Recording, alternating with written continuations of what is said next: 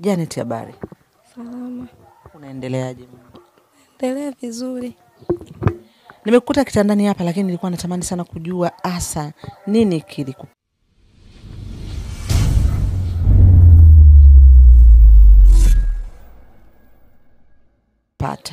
Na kwa historia nyuma naambiwa ulikuwa mwanafunzi wa chuo cha Dodoma na ukasoma wiki 3 tu umekuja kulala kitandani.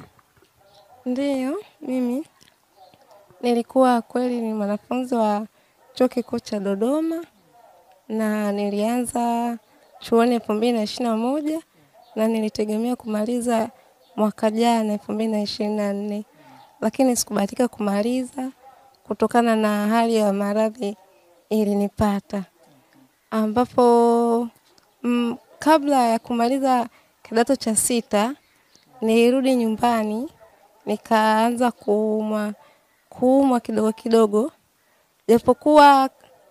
japokuwa nina tatizo ambalo ni la kuzaliwa, lakini pamoja na tatizo hilo ilionekana baadaye ninaanza kuumwa kama homa, maumivu, ikaonekana kwamba nina mchafuko wa damu.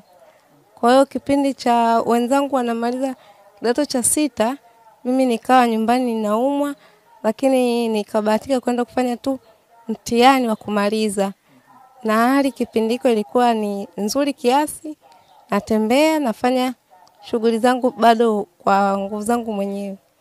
Na 2021 nilipomaliza hiyo, nikaomba chuo, nikabahatika, nikapata. Kwa hiyo ulifaulu? Na nilifaulu vizuri, nikapata chuo kikuu cha Dodoma katika kozi ya kutafsiri lugha na ukalimani, na nikaenda nikajiandikisha kama wengine, nikajiunga na chuo, lakini sikubahatika kusoma. Nikakaa wiki 3, nikaumwa zaidi ya vile nilivyokuwa naumwa, kwamba nilikuwa napata homa, lakini baadaye ile homa ilizidi, nikawa naumwa sasa na viungo. Nikawa siwezi kutembea. Wenzangu wakiamka kwenda darasani, mimi naumwa mifupa. Kwa hiyo nikaona itanichukua sasa muda tena kukosa vipindi, nikaamua kuomba ruhusa, nikarudi nyumbani.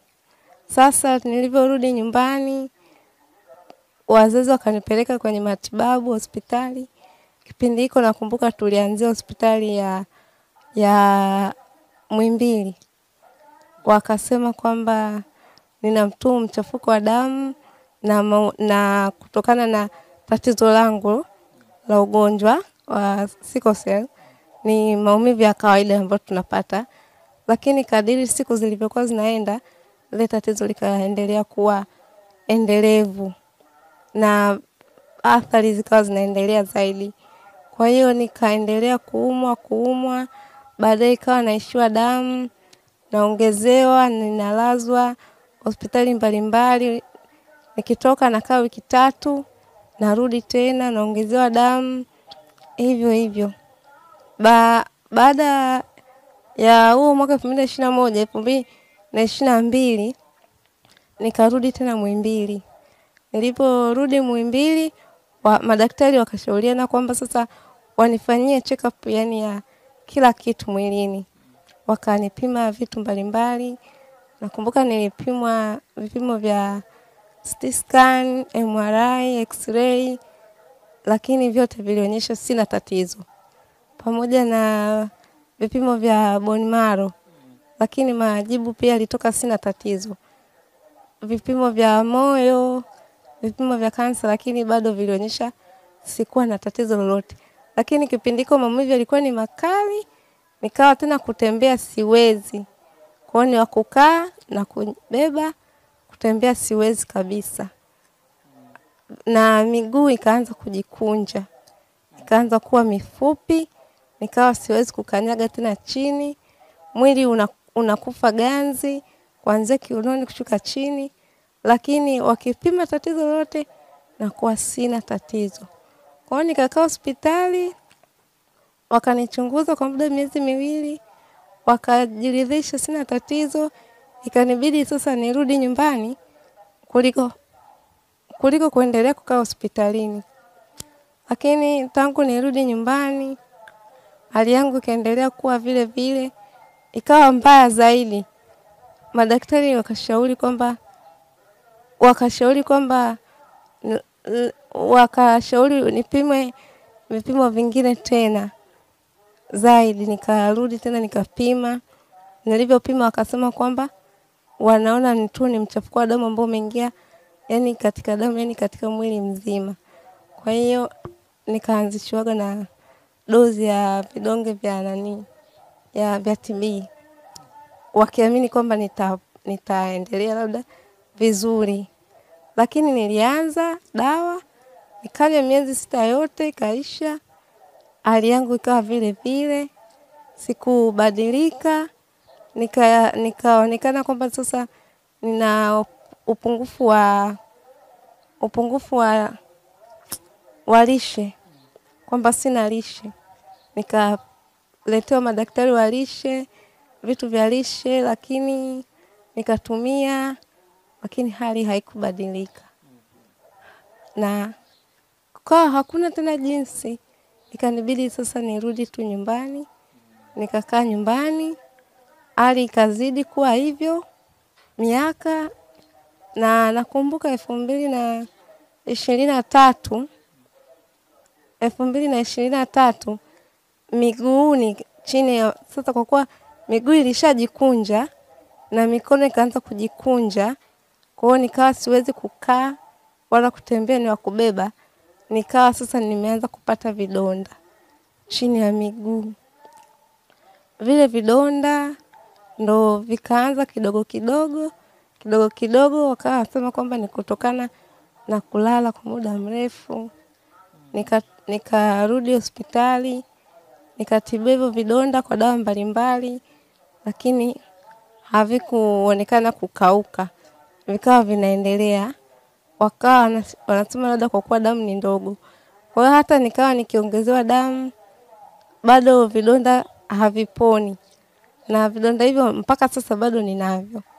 Kwa hiyo sasa hivi vile vidonda vimeshakuwa vikubwa, nimekuwa tunasafisha, tunafunga miguu, maana hatuwezi kuacha wazi, vinazidi kupata bakteria. Na miguu na maana kwamba haikunjuki. Na miguu ikashindikanika kukunjuka. Kwa hiyo unalala hivyo hivyo? Ndiyo, miguu ikashindikanika kukunjuka, kwa mimi ni wa kulala, kukaa tena haiwezekani, maana nimeshalala muda mrefu, hata uti wa mgongo kukaa haiwezekani. Kwa hiyo miguu unalala hivi vikiwa iko hivyo juu? Miguu kulala kwangu ni kujigeuza kulia, kushoto, lakini ikiwa hivyo hivyo? Ikiwa imejikunja. Na pole, hainyooki. Na uwezekano wa kufanyia mazoezi, nikashauriwa kwamba nifanyie mazoezi, nione madaktari wa mazoezi mifupa.